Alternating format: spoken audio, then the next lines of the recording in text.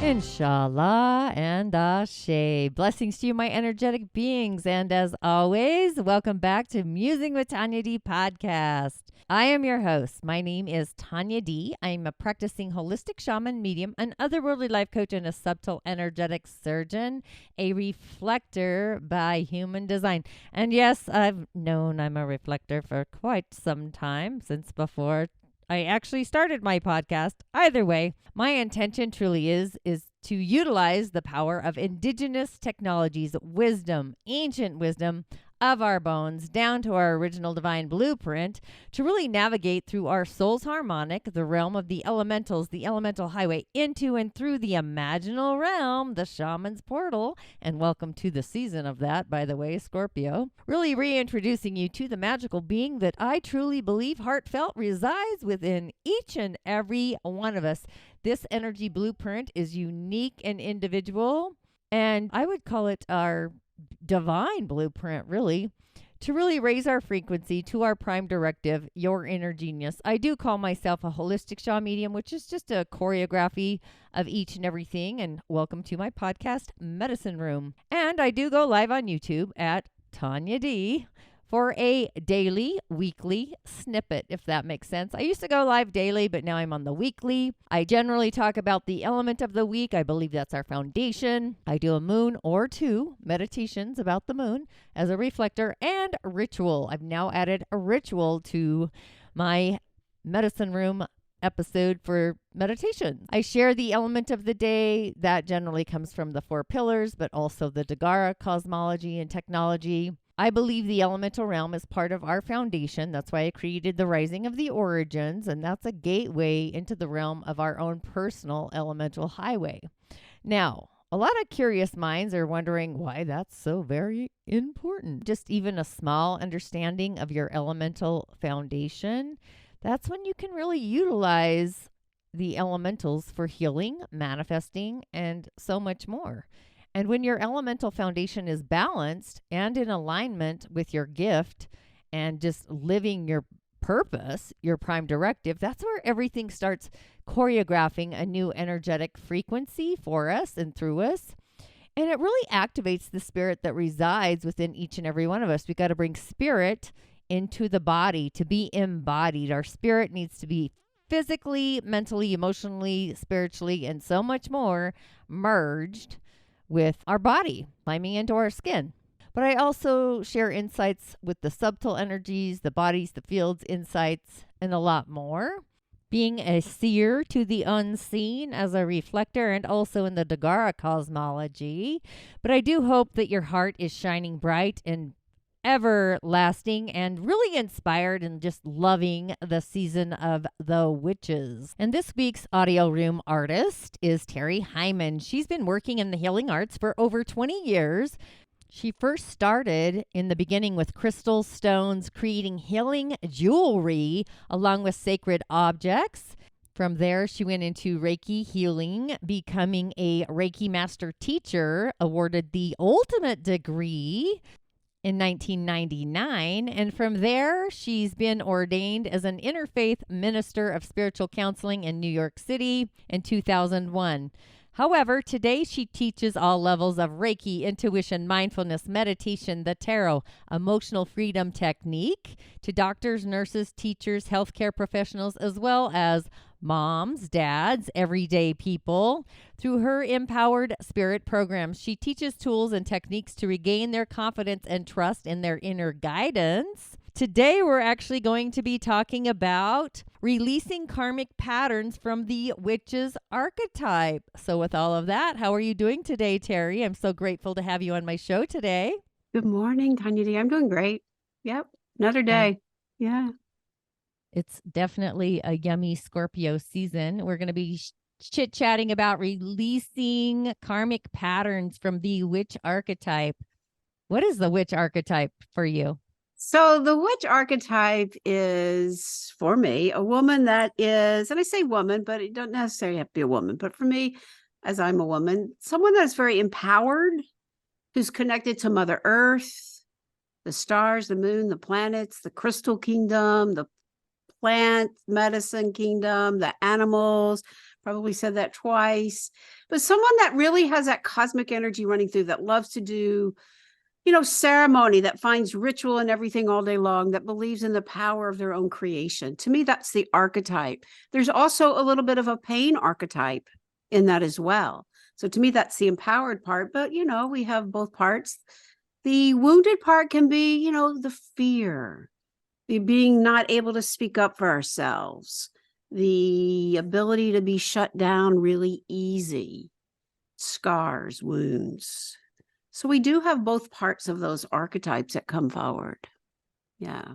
So I find it fascinating. The reason I bring this up is the last time that Neptune was in Pisces was actually the Salem witch trials. And in my ancestor on my grandmother's side was actually one of the first women that were hung at the original Salem, Massachusetts trials. And I feel like it's a karmic pattern that's being healed due to lady. Her ancestor was actually the accuser that hung my grandmother. And she actually wrote an article about it. I found that fascinating that both those things are happening as far as healing a karmic thread line within the witches, the witch trials. I thought that was fascinating. So for you, what are those karmic patterns?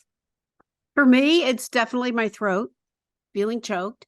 I don't necessarily have a fear of fire, but I'm fascinated by fire. Right. And so that can trigger me both ways, actually. But some people actually do have that fear of fire.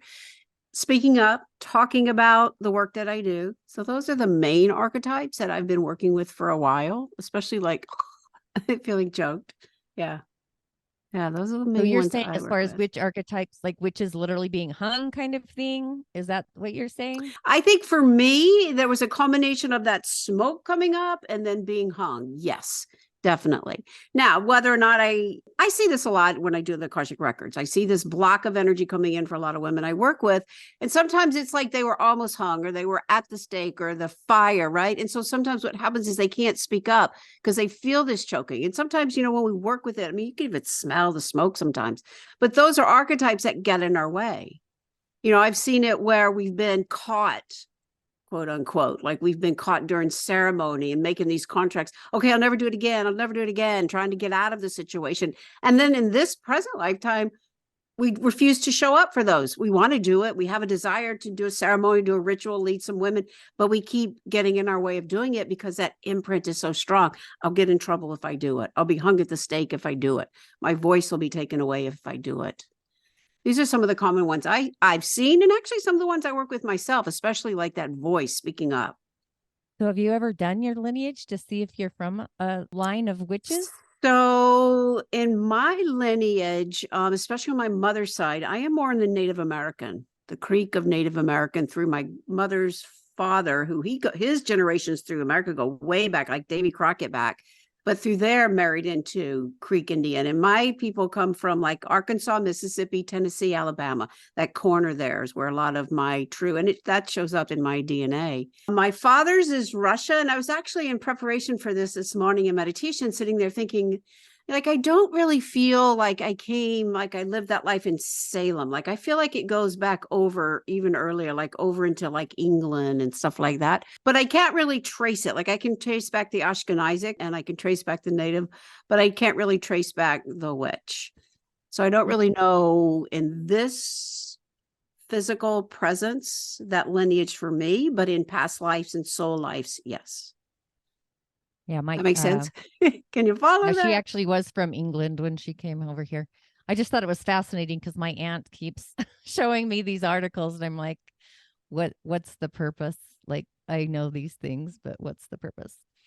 I think it's interesting when we can look at the purpose and kind of go, okay, and do some of that healing, especially gratitude, especially. I haven't been to Salem. Have you ever been to Salem? No. I haven't either. A friend of mine just went up there. She actually owns a little witch shop here in Birmingham, Ritual and Shelter. And she went up to Salem and she was fascinated. I remember Salem like through Bewitched, right? Through the sitcom, but I haven't been up there either. Yeah. Fascinating. She's never been into what I'm into. And all of a sudden she keeps like putting it. And I'm like, well, what do you want me to do with it? Like, it feels sideways for me. Just, I think she's searching, basically healing herself. I don't want to go down that rabbit hole. So what are some patterns that you see besides the throat issues? Like you said, fear holding people back from Yeah, like using which their voice, probably. using their voice for sure. Speaking up, using their voice, especially in this kind of healing arts work. Right. And so a lot of people I work with are in the healing arts and they want to, have a profession and, make it their full-time work. And so then they block themselves or they sabotage themselves because they can only get so far. The desires there, the passion there is even the wisdom. Lots of times people have the wisdom. They remember, they don't even know how they learned it, but they have this wisdom and this natural ability. But when it comes into the physical, the 3D of where we are, 2023, they get blocked. They can't move forward.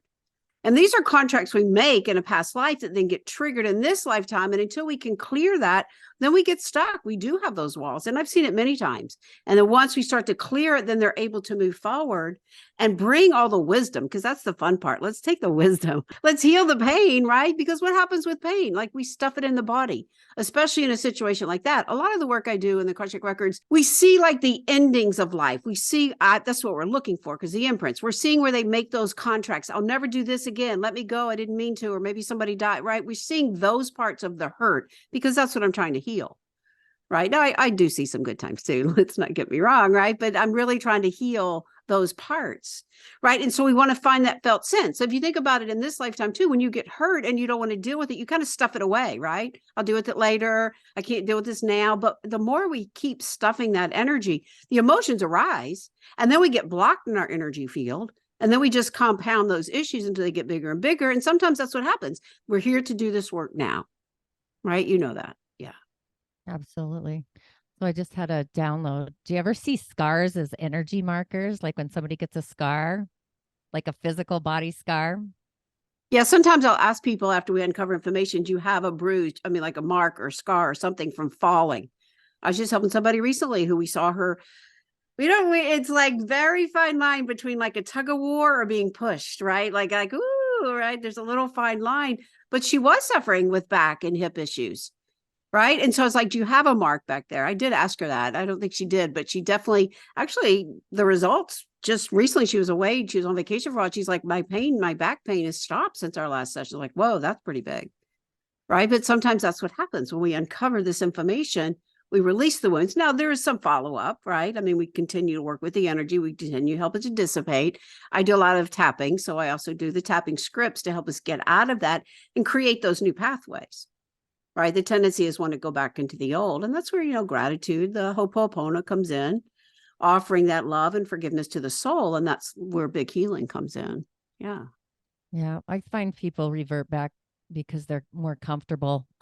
Safety always wins. That's the thing we talk about in tapping. Safety always wins.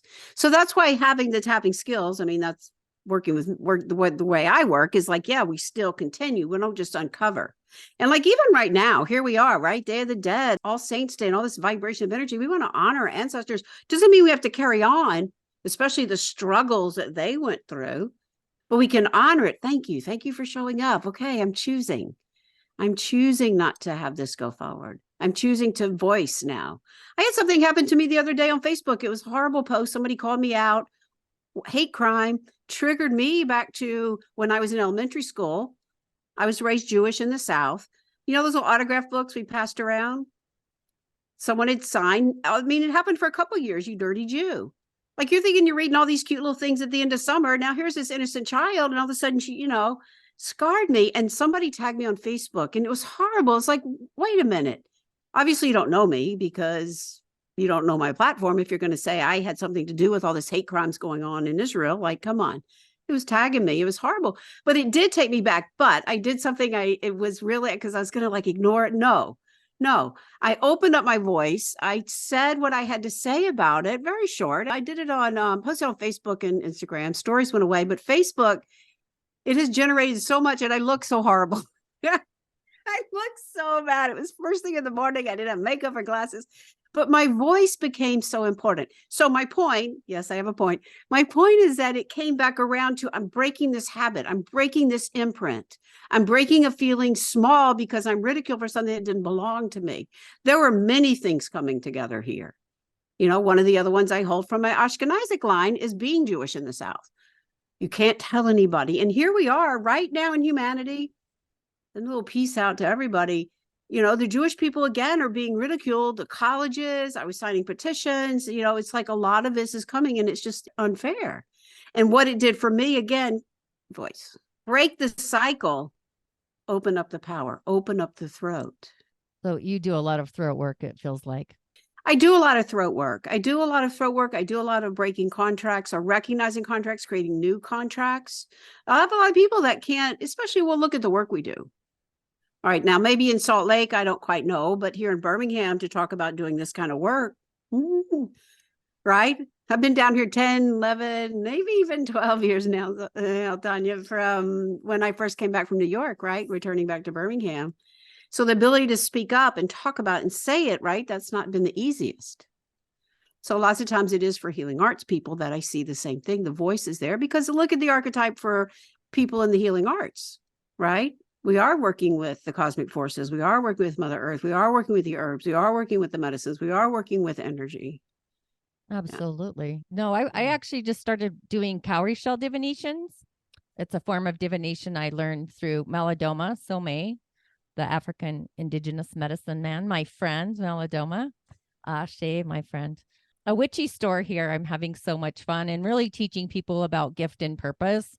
And cowrie shell divination is totally different than tarot cards because it's about our gift and our purpose. It's about the magic and the medicine that we bring into this world. And I give these, most of them are very young kids that just need guidance, that they're not crazy and setting their foundation to really empower and embody their gift and purpose, like why they arrived in the earth at this time. So that's been super fun. But yeah, Utah, it is a little, it's kind of like the closet. It's the being in the spiritual closet, and people who come to me are very in the closet. They really don't want anyone to know that they've been working with me unless, something interesting happened. Like my neighborhood, I realized I live in a cul-de-sac of like 20 homes. It's a small little subdivision, and one of the houses is a rental home, and I don't know the whole story, but anyway, there was a young kid, probably teenager out of high school, I guess. And it was a big thing to play Russian roulette over Zoom live with kids. Anyway, he had a gun and it was his turn and it went off and he's no longer in the earth plane on video. So that's fantastic, right? Not. And then just on Halloween night, we just had, I don't know the whole story, but Halloween night, 11 o'clock, another person drove into our neighborhood and he had swords, I guess. Halloween. I don't know. They don't even know. They said allegedly had swords. Anyway, the police ended up shooting him. And so there's this energy here now, right? So now I need to go do a radical ritual for my neighborhood because that's 2 deaths in this little cul-de-sac I live in. It's pretty intense. And I understand the energy of fire is way out of balance in our world. And that's the world of visions and dreams and our connection to the other world and spirit. So there's all this stuff like this that's happening that I find humans aren't aware of, but yet something's nudging them. That's when they reach out to me, is for stuff like that. Yeah, good reason to reach out to you for sure, because we do need to work with that. And there is a lot of fire in the cosmos, a lot of Mars energy. I mean, pushing all that anger and rage and finger pointing, right? I mean, that's what, have with me. Let's point a finger at her, right? Instead of like, let me look at me, right? So yeah, so even, is that something that you channel in from the witch energy as well? Does that have a relationship to what you do now, in a previous lifetime of a witch or rich lineage for you? It's even in this lifetime's blood, right? Oh, I think it's in all our bloods all the time. Yeah, It's in our true. DNA. It's That is something... true. That is true. That is true. That is true. Just trying to distinguish it a little bit. But don't you feel it's the same, or do you feel it's the same as like when you're doing your shell readings and stuff? Do I feel what's the same? Do you feel like the energy you're working with, that archetypal energy, the ability to work in this realm, is very similar, parallel to the energy of a witch? I think there are pieces of it that are, but I think there's also pieces of it that are, sometimes people that are intuitive get crafted, labeled, I guess is the word. So I don't think it's always the witch archetype. I think people create labels to justify some things. So, just like my grandmother being hung because she was gifted as a healer, basically. Kind of my point. Gifted as a healer, you're gifted as a healer. That's kind of my point, really. Yeah. Right. So I feel like this is where that thread of energy runs through us. And I agree, it does run through all of us, through our soul, through our lifetimes. Yeah.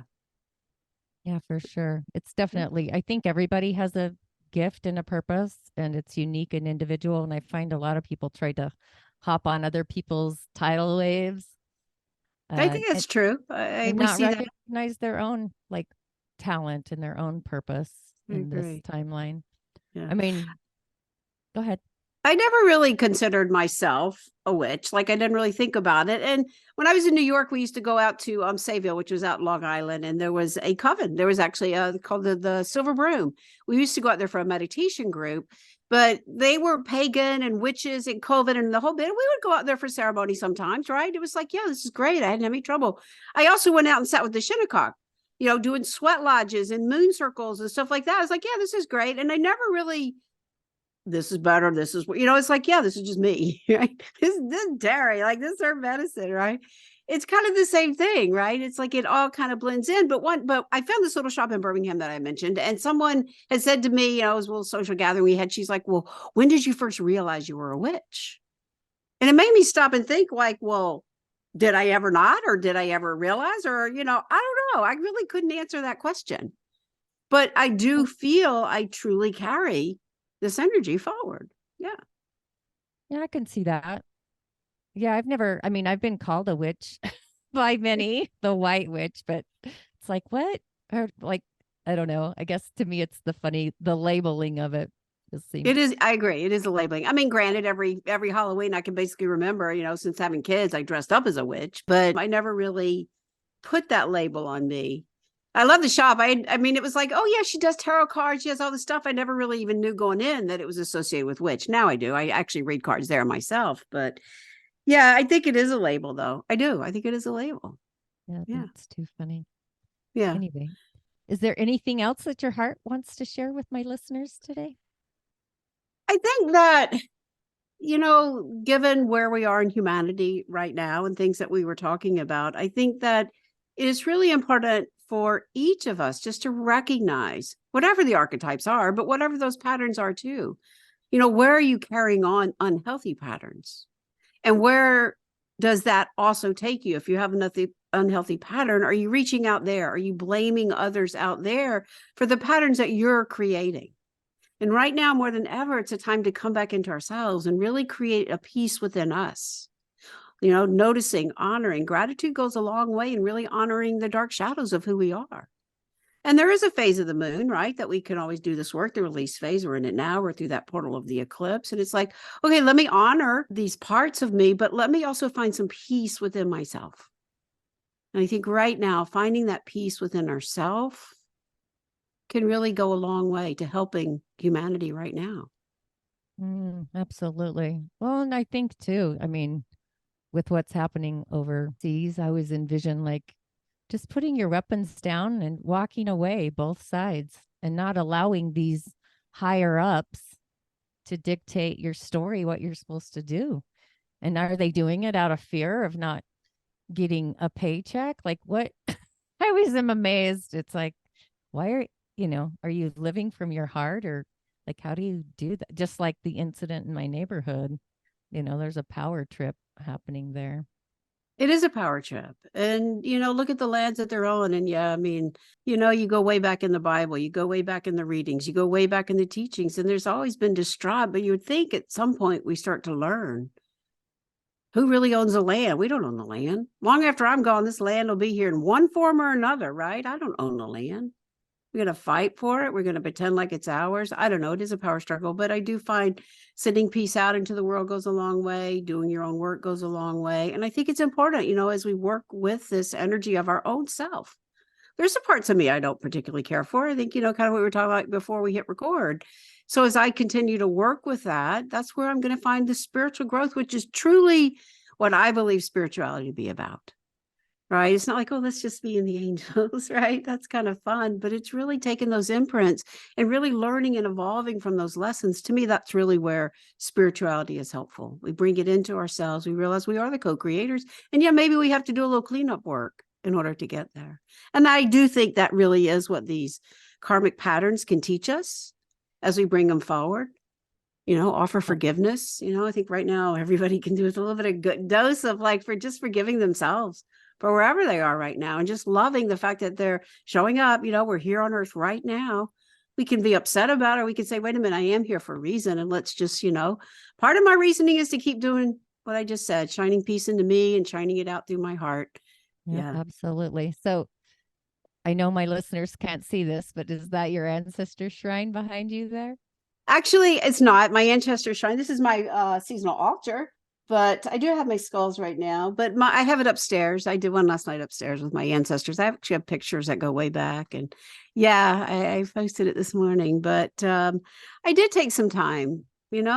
Last night I had my little orange lights on and just sat with it and did some breathing. And I've actually, done a lot of work. I've been to Teotihuacan twice this past year. It's like, oh my gosh, that in itself will break up stuff, but just thanking, the lessons of my ancestors, the growth that I've seen, the reflection through my children. That's been huge for me this year.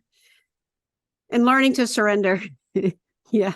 Learning to surrender for sure. Yeah. Even noticing the patterns they bring in, my mother's family, farmers, survival, money, weather. I still chart the weather. That's a trait I just bring through. Right. And then my dad's family, that guilt and worry, and, being closed and being hushed, right? So we break the pattern so that we can, grow and evolve and recognize peace within ourselves for everybody. We are all the same. We're all one. We just have different inflections, right? Yeah. Absolutely. Now you do sound healing too, right? I do. And I just learned something really, really cool. How to use the bowls on Zoom. Yeah, it's a vibration. I love it. It takes us out of that mind chatter. Yeah, I do what I call the rites: Reiki, intuition, tarot, EFT, stones, and crystals. And then I take all of that and work in the Akashic records, your soul records. So sometimes it does require learning some of the tools first, and then we go into the records. I am having a program coming up teaching you how to access that. And you do need a little bit of the intuitive knowledge, at least belief. Right? You do need a little bit of that. But I think we all can access this work, right? And like we said, it does take some follow-up. I think my work is greater when I help you to feel it, help you to see it, give you the tools rather than just like, okay, here's your reading. Thank you. Bye. Right? Not everybody wants that, but that's how I work. Yeah. Not everybody wants that. That's how I work. Yep. Well, thanks, Terri. This has been fantastic. I love it. Keep up I the love it. amazing work. Thank you so much. Yeah. I will have all her connections in the show notes. And I'll see you on the other side. Ashe, blessings. If this episode inspired you in some magical season of the witch's way, please take a screenshot of you tuning in on your device, post it to your Instagram stories, tagging at the Tanya D. And if your heart is calling out to you to dive deeper into your own personal gift and purpose, go ahead and join the Shamanic Healing Academy, where mystics, intuitives, psychics, shamans, and the likes dive into the realms of the other world. And I will see you on the other side. Ashe, once again, and blessings as always.